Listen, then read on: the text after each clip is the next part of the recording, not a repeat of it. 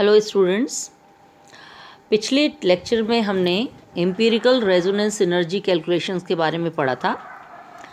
आज हम डेवार resonance energy के बारे में स्टडी करेंगे। क्या होता है Dewar resonance energy? The reference structure selected for resonance energy calculated in the earlier conventional method involving pure single and double bond, but due attention was not paid on non-cyclic structure and contribution associated with the change in hybridization। क्या अर्थ हुआ इसका कि पिछली जो हमने empirical resonance energy पढ़ा था उसमें हमने रेफरेंस स्ट्रक्चर चूज़ किया था साइक्लोहेक्सेन का, जिसमें हमने प्योर सिंगल बॉन्ड और प्योर डबल बॉन्ड को भी हमने इंक्लूड किया था एनर्जी कैलकुलेट करते हैं रेजोनेंस एनर्जी कैलकुलेशन में। पर उस वक्त भी हमने इस एक बात पे ध्यान नहीं दिया था कि अगर सपोज़ नॉन साइक्लिक स्ट्रक्चर है तो उनका भी क्या कोई कंट्रीब्यूशन इसमें हो सकता है डेवार्स रेजोनेंस एनर्जी कैलकुलेशन में या नहीं। और साथ में जब रेजोनेंस एनर्जी हम कैलकुलेट करते हैं तो उसमें change in hybridization sp2 and sp3 hybridization के कारण, कार्बन में के अलग अलग हाइब्रिडाइजेशन के कारण क्या रेजोनेंस एनर्जी कैलकुलेशन में फ़र्क पड़ेगा या नहीं, इस बात पे हमने पहले ध्यान नहीं दिया था जब भी हमने रेफरेंस स्ट्रक्चर यूज़ किए थे। तो आज हम पढ़ेंगे डेवार्स रेजोनेंस एनर्जी। ऐसे कंडीशन में जो नॉन साइक्लिक पॉलीन्स, मतलब जो साइक्लिक नहीं हो और जिसमें बहुत सारे डबल बॉन्ड्स हो, इनमें दो प्रकार की बॉन्ड एनर्जी देखने को मिलती है। एक तो होता है सिंगल सिंगल बॉन्ड एनर्जी, और पॉलीन का अर्थ है जनरली पॉलीन का जो यहाँ पर हम कह सकते हैं अर्थ है वो है like butadiene, conjugated diene, double bond, single bond, double bond and single bond. ऐसे ही कंपाउंड में हम रेजोनेंस एनर्जी देखने को कैलकुलेट हम कर सकते हैं।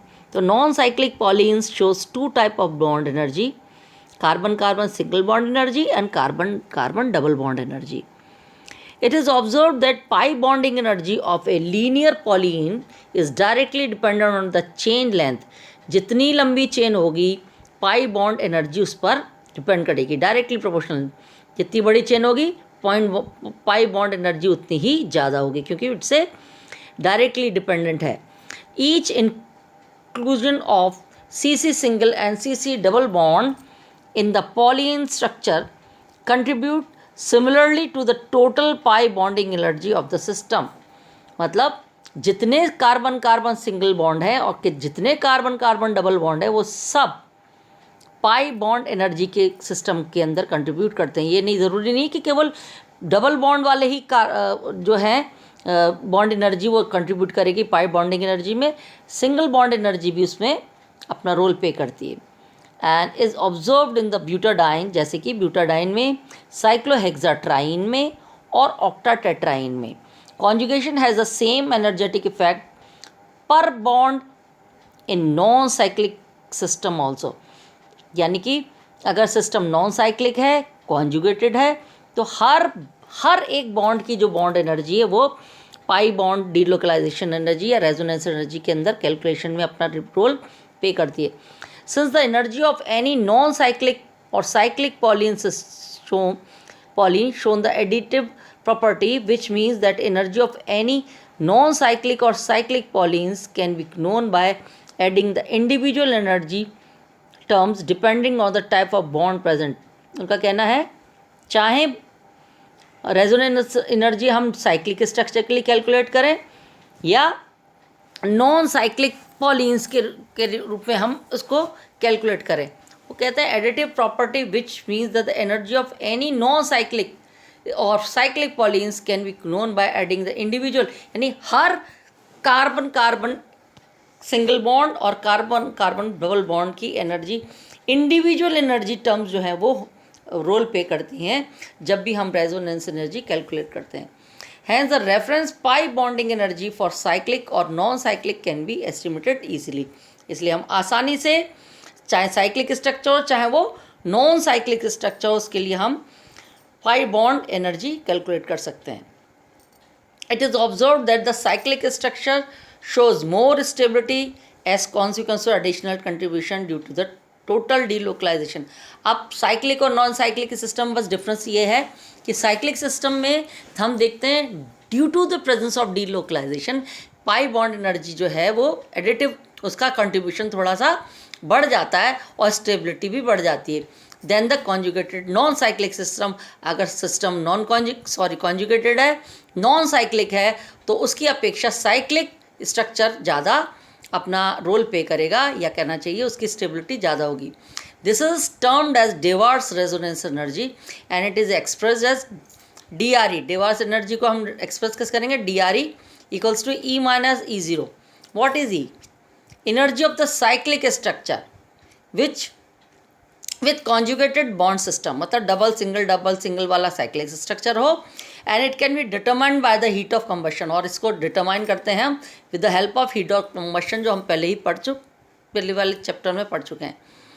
E0 means bond energy of reference structure selected appropriate to the non aromatic system. मतलब ऐसा रेफरेंस स्ट्रक्चर जो कि नॉन एरोमेटिक है और उसको हम इसके साथ कंपेयर कर सकते हैं as a reference compound. Thus, Dewar resonances can be defined as the additional delocalization energy which result from the compound having a cyclic structure. मतलब डेवार्स एनर्जी को हम कैसे डिफाइन कर सकते हैं कि एक्स्ट्रा या एडिशनल डीलोकलाइजेशन एनर्जी है जो कि जब कंपाउंड साइक्लिक होता है तब उसके कारण हमें ये एनर्जी एडिशनल डीलोकलाइजेशन जो देखने को मिलती है वही डेवार्स रेजोनेंस एनर्जी के रूप में जानी जाती है. On the basis of Dewar's resonance energy compound को हम 3 भागों में बांट सकते हैं: aromatic, non aromatic and anti aromatic. Dewar's energy के हिसाब से एरोमेटिक कंपाउंड क्या है? These are the cyclic systems which have positive Dewar's energy, जिसके अंदर डेवार एनर्जी का मान पॉजिटिव हो. That is additional pi bonding energy as compared to the calculated bond energy of the reference structure. मतलब ऐसा पाई aromatic system में obviously conjugation होगा, cyclic है, रेजोनेंस होगा, और इसीलिए एडिशनल पाई बॉन्डिंग एनर्जी जो है वो as compare to the calculated bond energy of the reference structure. जैसे साइक्लोहेक्सा ट्राइन के साथ अगर हम उसको बेंजीन को कंपेयर करें तो उसमें एक्स्ट्रा पाई बॉन्डिंग एनर्जी देखने को मिलती है. For example benzene, pyridine, pyrrole and furan etcetera. Non aromatic compound ये वो कंपाउंड होते हैं जिनके लिए डेवार एनर्जी का मान लगभग 0 और मे बी 1 और 2 किलो कैलोरीज पर मोल पाया जाता है, पर साइक्लिक होते हैं सिस्टम.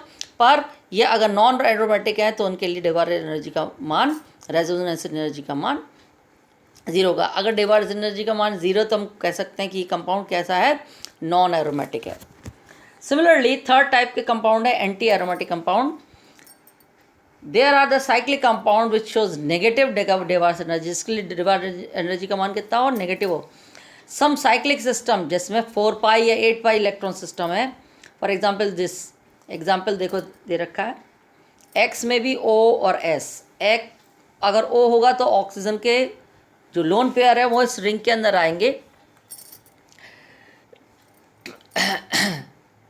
इसमें एक सिंगल बॉन्ड जो दिखाई दे रहा है, सिंगल डबल बॉन्ड जो दिखाई दे रहा है वो 2, जब X अपने इलेक्ट्रॉन इसमें इनकॉर्पोरेट करेगा तभी किसके सिस्टम बन जाएगा? 4 pi electron system.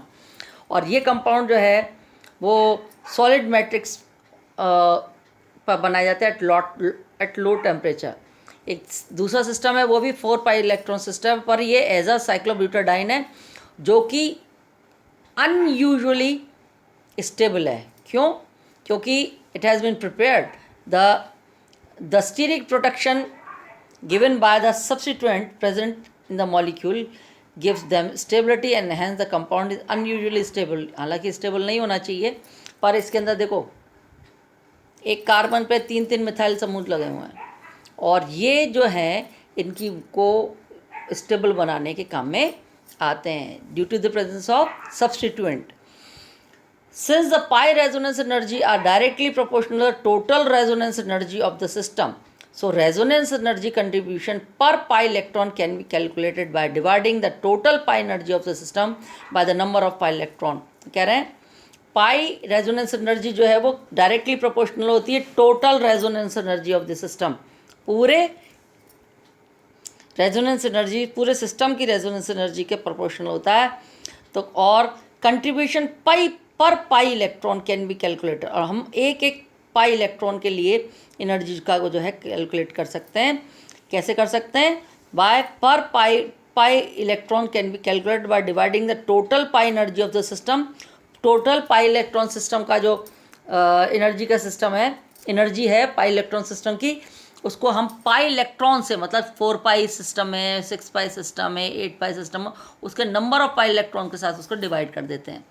The resonance energy पर pi electron can be use to predict the degree of aromaticity और aromatic character in these heterocyclic compound also which have not yet been prepared. मतलब हम resonance energy पर pi electron को use कर सकते हैं कि कंपाउंड कितना एरोमेटिक है, या ऐसे कंपाउंड जो हेटेरोसाइक्लिक हैं या जिनको हमने अभी नहीं बनाया उसके लिए भी हम डिग्री ऑफ एरोमेटिसिटी पता कर सकते हैं। The degree of aromatic character और aromaticity of the monocyclic azabenzene is slightly less than found in benzene. Benzene के कंपैरिजन में हम देखते हैं इनकी एज़ाबेंजीन की जो एरोमेटिक कैरेक्टर है वो थोड़ा सा कम होता है, found in benzene, and shows a